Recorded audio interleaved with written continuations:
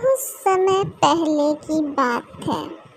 पहाड़ों की गोद में बसा एक सुंदर सा गांव था, बालू ग्राम। यह गांव अपने शांति, सुंदरता और सुख समृद्धि के लिए दूर दूर तक प्रसिद्ध था। लेकिन कुछ महीनों से वहाँ अजीब घटनाएं घटने लगी। गांव की घड़ियां उल्टी चलने लगी, सूरज कभी सुबह नहीं उगता था और चिड़ियों की चहचहाहट डरावनी आवाज़ में बदल गई थी। सबसे ज़्यादा चिंता की बात ये थी कि गांव के बच्चे धीरे धीरे भूलने लगे कि वे कौन हैं। सब कुछ ऐसा लगने लगा जैसे समय ने अपना रास्ता बदल दिया हो। गांव के बुजुर्ग बाबा दीननाथ ने सबको इकट्ठा किया और कहा, यहाँ समय का संतुलन बिगड़ चुका है। हमें गणेश जी से सहायता मांगनी होगी। केवल वही इस समस्या को सुलझा सकते हैं। फिर बाबा दीननाथ ने एक प्राचीन मंत्र पढ़ा और अचानक बादलों के बीच से एक दिव्य प्रकाश प्रकट हुआ और उस प्रकाश से प्रकट हुए स्वयं भगवान गणेश, छोटे प्यारे लेकिन बुद्धि के देवता। अपने वाहन मूषक के साथ गणेश जी ने मुस्कुराते हुए कहा, हे बालू ग्रामवासियों, मैं जानता हूँ कि तुम संकट में हो। समय का संतुलन बिगड़ गया है क्योंकि काल चक्र यानी टाइम व्हील जो ब्रह्मांड को संचालित करता है, किसी ने चुरा लिया है। गांव के बच्चे हैरान रह गए और फिर बच्चों ने कहा, पर गणेश जी, कौन ऐसा कर सकता है?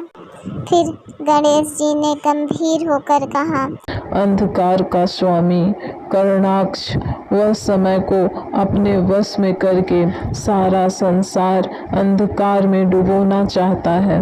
लेकिन चिंता मत करो, मैं और मेरे साथी इसे वापस लाएंगे। फिर गणेश जी ने अपने जादू से एक नीली रोशनी छोड़ी और एक विशाल जादुई द्वार प्रकट हुआ। यह द्वार हमें काल लोक ले जाएगा, वह जगह जहाँ काल चक्र छिपाया गया है। लेकिन रास्ता आसान नहीं होगा। वहाँ समय की गुत्थियाँ होंगी, भ्रम और परीक्षाएं होंगी।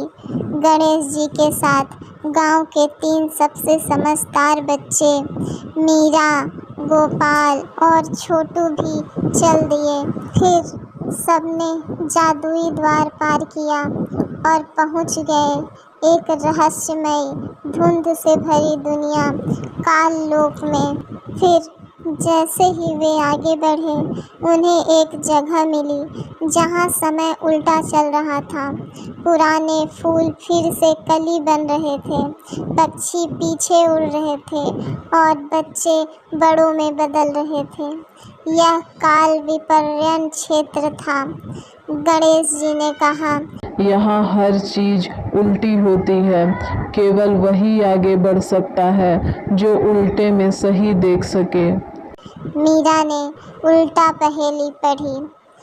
ला ला ला, रात में चमके दिन में गुम, खुद में समाया है सूरज का सुम।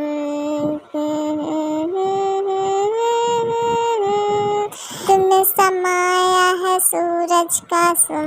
फिर मीरा बोली, इसका उत्तर है चंद्रमा। फिर तभी एक चांद सा दरवाजा खुल गया और सब अंदर चले गए। अब वे एक भूल भुलैया में पहुँचे जिसके चारों ओर अजीब ध्वनि थी। कोई पुकार रहा था, कोई हंस रहा था, कोई रो रहा था। हर मोड़ पर एक दरवाज़ा था, लेकिन अगर कोई गलत दरवाज़ा चुनता तो उसकी यादें छिन जाती। फिर छोटू गलती से एक गलत दरवाजे में घुस गया और भूल गया कि वह कौन है। गणेश जी ने अपने ज्ञान चक्षु से देखा और बोले, हमें समय फूल खिलाना होगा। यह फूल केवल सच्चे प्रेम और मित्रता से खिलता है। फिर मीरा और गोपाल ने छोटू को गले लगाया और एक साथ कहा, हम तुम्हें कभी नहीं भूल सकते छोटू। फिर अचानक एक चमकदार फूल उनके सामने प्रकट हुआ। छोटू ने उसे छुआ और यादें वापस आ गईं। फिर सब पहुँचे एक विशाल काले महल के सामने, जहाँ कर्णाक्ष अपने जादुई सिंहासन पर बैठा हुआ हंस रहा था। उसके पास काल चक्र था। फिर कर्णाक्ष गरजा और बोला, गणेश, तुम मेरे रास्ते में आए हो। फिर गणेश जी मुस्कुराए और बोले, बुद्धि बल से बड़ी होती है। चलो एक खेल हो जाए। अगर तुम पहेली सुलझा पाए तो मैं चला जाऊंगा, अगर नहीं तो काल चक्र मुझे वापस देना होगा। फिर कर्णाक्ष ने घमंड में हामी भर दी। फिर गणेश जी ने पूछा, मैं सबका साथी सबके पास हूँ, ना पकड़ पाओ फिर भी साथ हूँ, ना देखो तो खो जाऊँ, मैं क्या हूँ बोलो। फिर कर्णाक्ष ने बहुत सोचा लेकिन उत्तर ना मिल पाया। वह चिल्लाया, ये छल है। फिर गणेश जी बोले, उत्तर है समय। फिर कर्णाक्ष गुस्से में आ गया और उसने हमला कर दिया।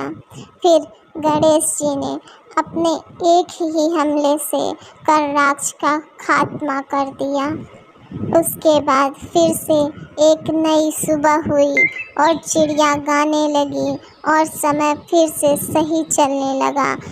फिर गणेश जी ने कहा, बच्चों, हमें यह जादुई कहानी से सीख मिलती है कि संकट चाहे कितना भी बड़ा हो, अगर हम बुद्धि, साहस और मित्रता से चलें तो कोई भी राह असंभव नहीं होती।